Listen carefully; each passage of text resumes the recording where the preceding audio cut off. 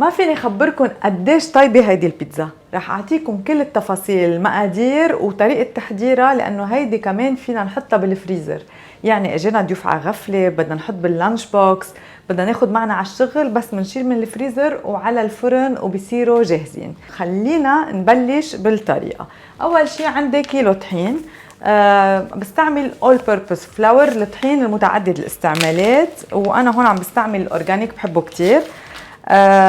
يعني نسبة البروتين لا بدها تكون واطية ولا بدها تكون عالية، بالنص بين 10 ل 11%، لأنه هيدي تعتبر مثل البيتزا البيتية، مش البيتزا يلي الإيطالية يلي عندي الوصفة تبعها على البيجز عندي. أول شي رح نحط كيلو الطحين.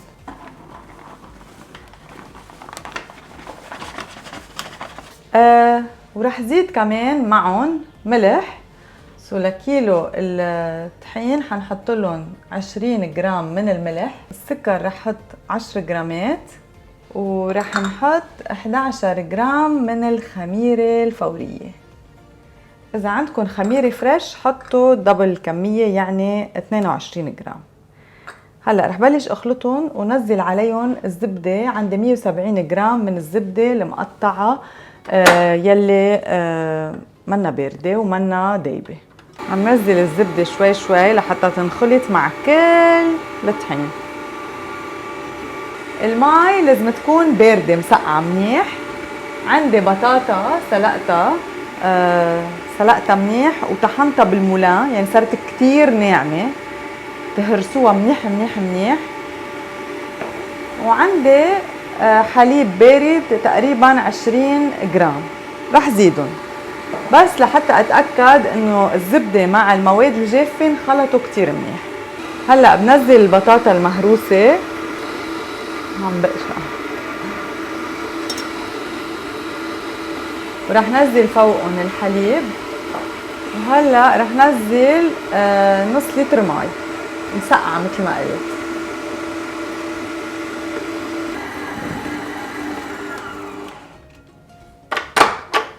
هلا رح انقلها على جات وخليها ترتاح تقريبا ساعة ونص تتخمر منيح ويتضاعف حجمها.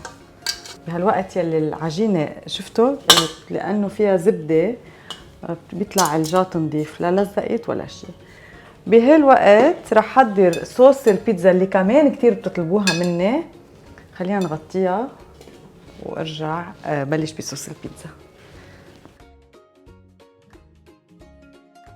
كمان رح نشوف كيف بنحضر الصوص البيتية. هيدي الصوص نستعملها لهيدي البيتزا. هلا فيكم تستعملوها للبيتزا اللي بنعملها الايطاليان واي، بس بنصحكم تستعملوها بس للبيتزا البيتية. في شغلة انه من زمان كنا نحط القصص اللي بنزيدها الخضرة، مثل الفليفلة، مثل الزيتون، ومثل المشروم بقلب الصوص، وبعدين نحط الجبنة على الوجه كمان بتزبط. بس للتزيين هيك شكلها بيطلع احلى انه نحط الخضره من فوق. رح نبلش اول شي على النار، زيت زيتون شوي. البصله رح خليها هيك شوي لحتى تدبل. بعد شوي بزيد الثوم، لانه الثوم بيدبل وبيحترق قبل البصل. البصله لازم تدبل وتدوب حتى ما نحس فيها ابدا بالصوص. كرمال هيك رح نوس شوي النار، ورح زيد الثوم حتى يدوبوا كمان مع البصلة. هيدي اعملوا لها سيف عندكم، هيدي وصفة بتروح معكم العمر كله لأنها كتير طيبة. هيدي بندورة سلقتها وقشرتها وفرمتها صارت هيك. فيكن إذا بدكن تستعملوا بندورة معلبة، تنكة وحدة من البندورة المعلبة، ورح زيد معلقة من رب البندورة، بتقلها هيك بيعطيها طعمة طيبة. هلا رح زيد الملح والسكر. السكر بيعطي بالانس للطعمة وبخلي الحموضة تطلع أقوى بالبندورة. دايما لصلصة البيتزا بنزيد سكر وملح، معلقة سكر كبيرة ومعلقة ملح صغيرة.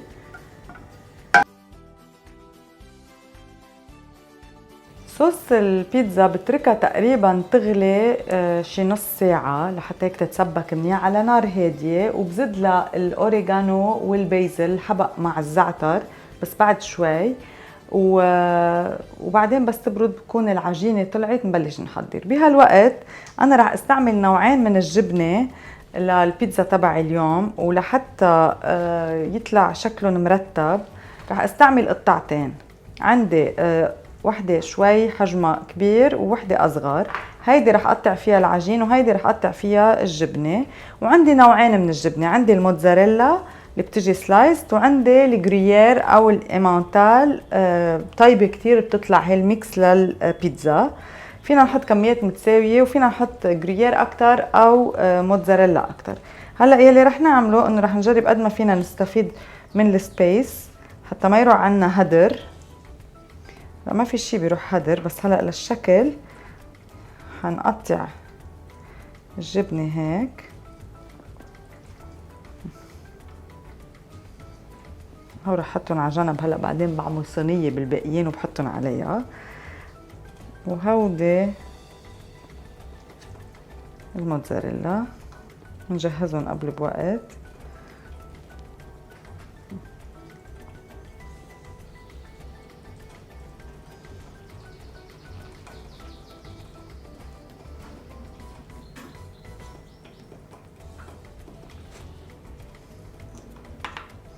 ما بيروح شي هدر ابدا. مثل ما قلت لكم هودي الشقف فيكم تعملوا صينيه كبيره وتحطوهم عليها. هلا رح ننطر تقريبا بعد بدنا شي نص ساعه بتكون طلعت العجينه وبنبلش نحضر ونقطع. للتوبينج مثل ما قلت لكم حنحط فليفله حمراء، فيكم تستعملوا الحمراء او الخضراء، بحب الحمراء اطيب هيك فيها سويتنس. فطر او معلب اذا الموجود فريش على طول بيكون افضل، وزيتون اسود بلا بذر مقطع وجاهز. بشوفكم بعد شوي.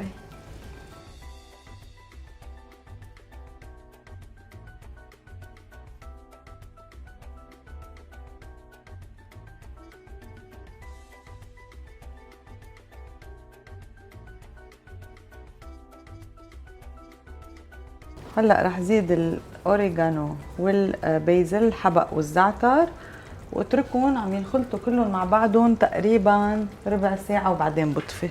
يعني بيكون كلها صار لها نص ساعة وبيكون البصل استوى منيح والثوم والبندورة انطبخت مزبوط.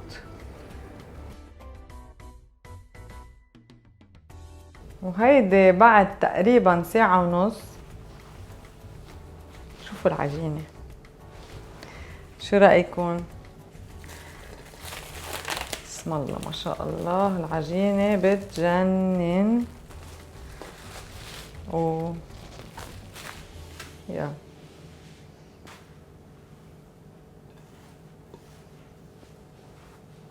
هلا رح قرصها ورح بلش رقها. حضرت طحين لحتى احط على لحتى مدها على الطحين حتى ما تلزق.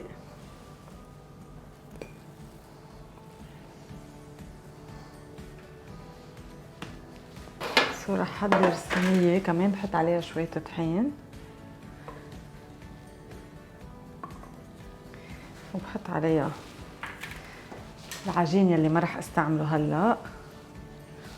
العجينة قطن قطن قطن قطن، شو بدي اخبركم. رح نحطها هيك هلا هودي، رح ارجع غطيهم.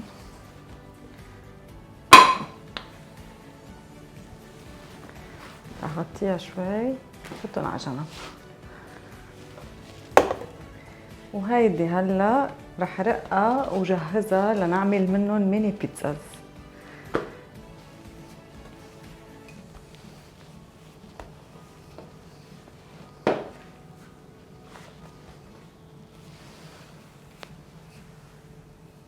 هلا قد ما بتحبوا السماكه بتعملوها، بتحبوها سميكه بتحبوها رقيقه، هيدا الشي يرجع لكم.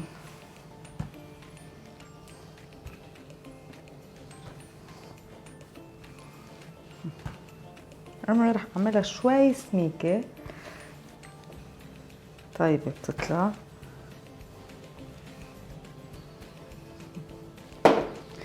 مثل ما قلنا رح نستعمل الكتر لقياسها اكبر.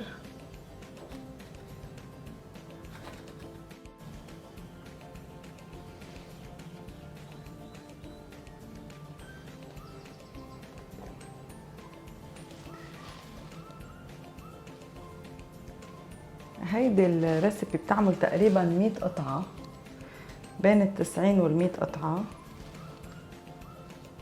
صوص.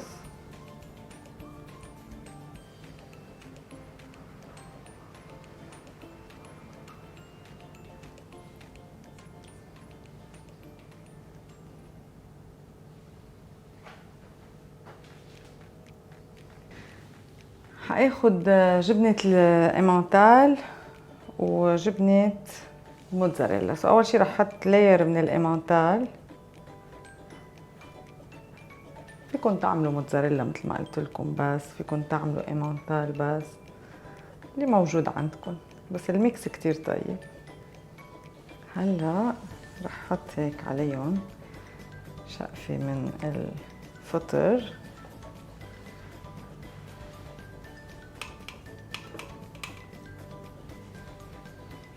بركي رح احط نص لانهم كبار.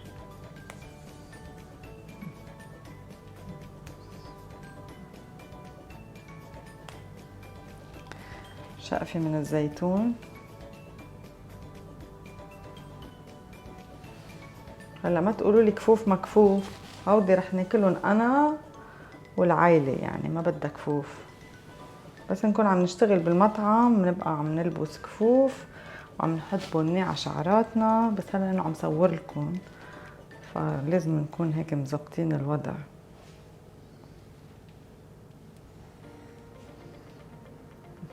شو مين رح يجرب هلا البيتزا على طريقتي؟ اكتبوا لي بالكومنتس، ما عم تكتبوا لي كثير كومنتس. يلا، وهيدي الفليفله الحمراء.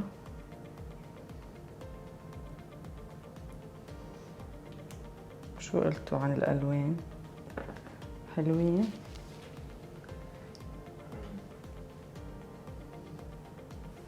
يلا اوكي، هلا على الفرن تقريبا 10 دقايق. يلا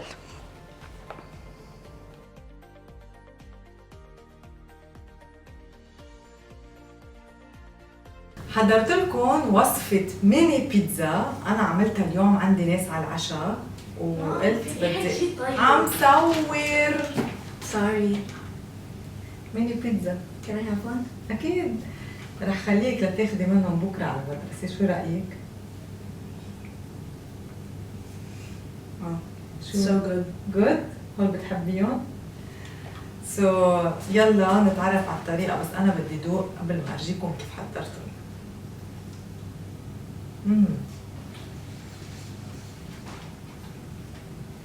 هاي البيتزا عندي وصفتها من أكتر من، إذا بقولكم كم سنة بتقولوا قديش كان عمرك وقت عرفتي الوصفة؟ أكتر من 20 سنة بعمل هيدي الوصفة، أنجح وصفة للميني بيتزا. إذا حدا عنده وصفة أطيب بتحديه. يلا نشوف كيف الطريقة.